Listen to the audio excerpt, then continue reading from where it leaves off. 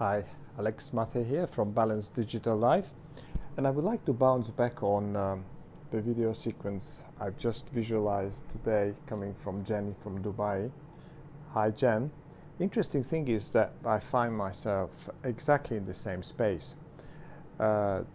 Setting goals for fulfillment versus financial target, or rather the order of them, or which comes, let's say, the tactical thing or the more strategic, or the fulfillment comes first or determines the actions. And that duality is really eating me in a similar way myself. Not because I have hardship to decide. Obviously, intellectually, I would directly go for fulfillment. The problem is for some of us, especially if it's a little bit more experience and being already independent for quite a number of years, or being in a higher bracket of the income, especially those of us being in the Middle East, that the entry ticket in an independent business is higher or significantly higher than, let's say, in the home country. Not to mention some other places where basically because of standard of living or the cost of living, life is more expensive. So I'm here myself in Abu Dhabi for about 9 years, and some of the amounts which are thrown left and right as a target to achieve, or a dream type of target, they are, let's say, not because of bragging at all, but that's my daily life for, let's say, 10 years or 9 years now. And surpassing it or just equaling it, it requires quite a substantial effort. And although I'm striving for it, and I'm really very much into obtaining fulfillment and happiness and stability and being in control and doing what I would like to do, yet at the same time I cannot totally neglect, and it's not easy to convince even at home my wife and my daughter, that suddenly I'm contemplating doing something which can put us at risk or brink. It's not because they're not supporting in general what I'm doing. The question is simply, what are we going to do if we have, let's say, 1 or 2 months of, let's say, outage, life being relatively expensive in here. So basically it means that I have to be at 3 to 4 times on an average, let's say, general financial target income before I can consider even dropping the full-time work, which I obviously intend to do. But then my target setting exercise or goal setting exercise with Mark is in the pipeline for about 4 weeks, and because probably of Perth and the incubator, the platinum incubator, I was not concentrating on that. I was doing many other things, and I just spent some time at home as well. So I was not doing, but now I realize that there is probably something to do with procrastination. And it was interesting to listen to Jenny's reflection on fulfillment versus immediate financial target. I have absolutely no doubt that in the long run I will be crashing it, simply because all the things which are mentioned in the, let's say, in the mindset type of behavior, or the mindset we have to have in order to succeed, whether giving back, sharing, teaching, speaking in front of the camera, I sort of do it just like Jenny's mentioning. It's a consultant. I was running my consulting and training company for a couple of years. That's how I ended up in the Middle East, and I was traveling quite across, let's say, number of countries, and I was living. That was my daily bread and butter. So on mindset, I would say it's 10 out of 10. The problem is that the first 12 to 18 months, the cash flow is not sustainable if I have, let's say, a stoppage, and I just cannot think about how exactly to bridge it. So it doesn't mean that I'm neglecting fulfillment, but exactly how to set goals. And the goals is not how to set in the long run, is how to set now, basically, for this first 6 months and 1 year. Because what at the same time is happening is that I realize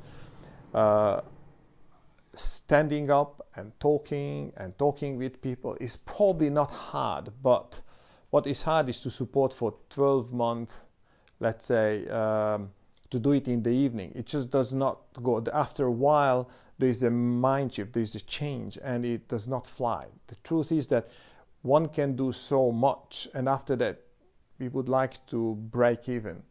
Now, obviously, I have a workaround, which is a very fortunate situation.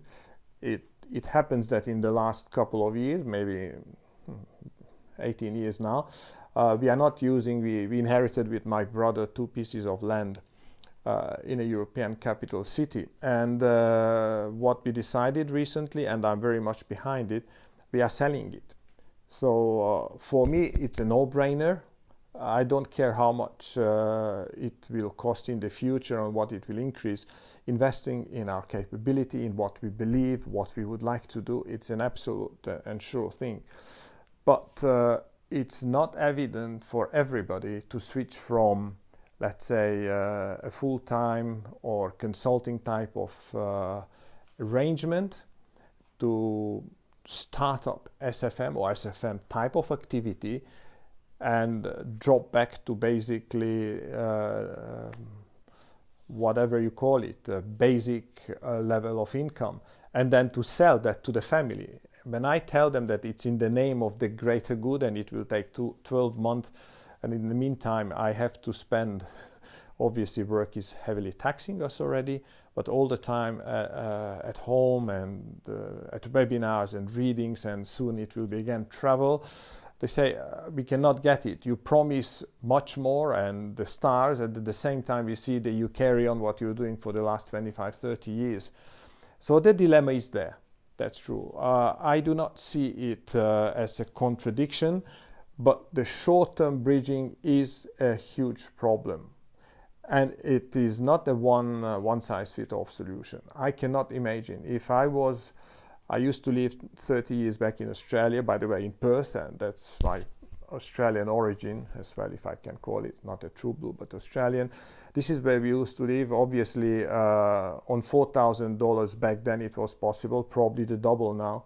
The problem is obviously if somebody is already adjusted to a totally different level, family-wise and travel-wise and so on and so on. And that's without luxury, it's just the normal. So am I giving in fulfillment? Am I abandoning that? I don't think so. But it is a stretch. It's a huge stretch. So after what I've heard from Jen, just on the same video sequence, on her sequence about the journey, I will fill in these papers and we'll be talking to Mark, probably in person first in Perth next week or the week after. And we will decide and we'll see how to basically bridge, how to resolve this problem. I would need, just like Jen, you mentioned, I would need probably more insight from people who've been through. Probably the best person would be Justin. I can recall in one of the sequences he mentioned when he came out from his business and he got into SFM, his target was 30,000 per month. Now that would be, how to say, a worthwhile target. I probably would not achieve 30, not in 1 month and not in 6 months, but I was not tremendously too far from that for the last couple of years. And in order to switch, I have to put my eyes much higher.